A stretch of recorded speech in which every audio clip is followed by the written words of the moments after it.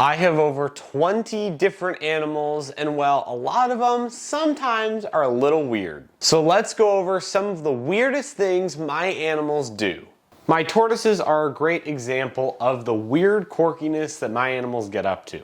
And my tortoise Shia is a great example of it. She has this entire first floor of our house to roam around. And well, she sure does. Now, if you know anything about tortoises, at least my tortoises, they go crazy for food. And over the 14 years of knowing my tortoise and owning her, she's learned where the food comes from. So every morning, she will waddle her butt to the fridge and sit there. But if you come downstairs and don't give her food when she is there, she will proceed to chase you around the kitchen until you give her food. Now, Manny here is even weirder. Alongside with wanting to make babies with Shia 24/7, he loves feet. If he is out roaming around and you walk into the room, he will beeline it for your feet and wondering what you're doing. But if you stand there for a little too long without moving, he will lose interest and walk away. But if you're doing things that make you move around a lot, like doing things in this reptile room, he is like a homing beacon to your feet. Now Shia, once you give her food, she will run away and don't want to touch you for the rest of the day. Manny, on the other hand, again, is a homing missile. The problem with that being, I don't want to kick my tortoise across the room because he's underfoot all the time. Another animal that's really quirky is my blue-tongued skink. Now, I want to preface this, she is a rescue, she is 14 years old, and she doesn't have any fingernails. So she is a little bit of a special case, but when I feed her dubia roaches, by letting them run around on my floor, she sucks at grabbing them. Now, there's an 1000% effort of trying to grab this dubia roach, but the actual execution is pretty bad and usually takes her a few attempts, and sometimes they get away from her and I have to find them for her. Now, snake quirks are interesting because some of them, like this lizard here, wants to bite the ever-loving crap out of me 24/7, even though it's not feeding day. Now, he is a Mexican black king snake, so you gotta take that with a grain of salt, but he is so annoying because he's such a cool animal, but I can't hand him to anybody because he will bite him. He also loves biting me. Now, I've tried a lot of things, but if you guys have any tips and tricks on how to make him not bite me and make him tame enough where I can pass it on to other people in reptile shows, let me know down in the comments down below. Some other quirks from my snakes are definitely the boa constrictors. For some reason, my male Paraguana peninsula boa loves to watch. When I'm in here doing reptile chores and all that other stuff like recording, he loves to just look outside his enclosure. Now, I first thought it was I want to come out and explore the space. Well, unfortunately, I've opened up his enclosure for hours on end and he doesn't even want to come out. He just wants to watch. Now, Terran, my male Paraguana peninsula boa, is a watcher. Now, Indarna is a mover. On occasion, when I'm in the reptile room for long periods of time doing projects here or there, fixing enclosures, feeding animals, I will open up her enclosure. And I won't touch her or move her. She will just start to wander out on this entire section here and just crawl around. For a lot of boa constrictors, they will crawl around, find a spot, and sit. That is what Aria, my boa constrictor that's currently climbing my head right now, will do.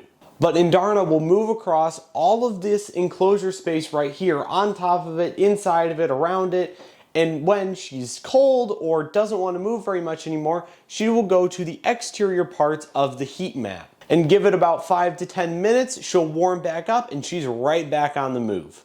And I'd love to show you that, but again, she is in shed and she does not want to be moved right now. Aria, on the other hand, loves my forehead. Twizzler is the gargoyle gecko I've owned the longest. I've owned her from a little itty bitty baby to full grown and producing babies for me. When I bring Twizzler to reptile shows and parties, one of the biggest tricks or acts that gargoyle geckos do is, well, they jump. And at reptile shows and parties that I do, I allow someone to hold out their hand and Twizzler will jump from my hand to their hand. Now, that is in theory, of course, because Twizzler has an amazing ability to not jump off my hand with the appropriate speed and strength And instead of going from here to here, they go from here to here. Now that is why I always do it on some sort of table or low to the ground, so if she does end up missing, like she usually does, it isn't injuring her. Now Athena and I have a really cool connection where I am able to stop her from moving just by shushing her.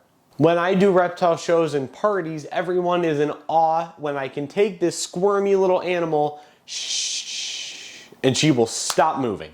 Now unfortunately, that shushing does not come from a learned trait just with me working with her, it comes from a place of necessity. As I told you, my sweet girl is a rescue and she was about 8 years old when I got her, and she had about 4 or 5 layers of stuck shed on her. That is again why she has no toes. And with those loss of digits, she can't fully shed her skin on her own. Along with improper humidity from the previous owner, she had that much stuck shed on her. So obviously I can't leave 4 or 5 layers of stuck shed on her, so over the weeks of me getting her, I had to slowly take off all of those pieces of shed skin. And at that time, Athena was not particularly socialized or handleable.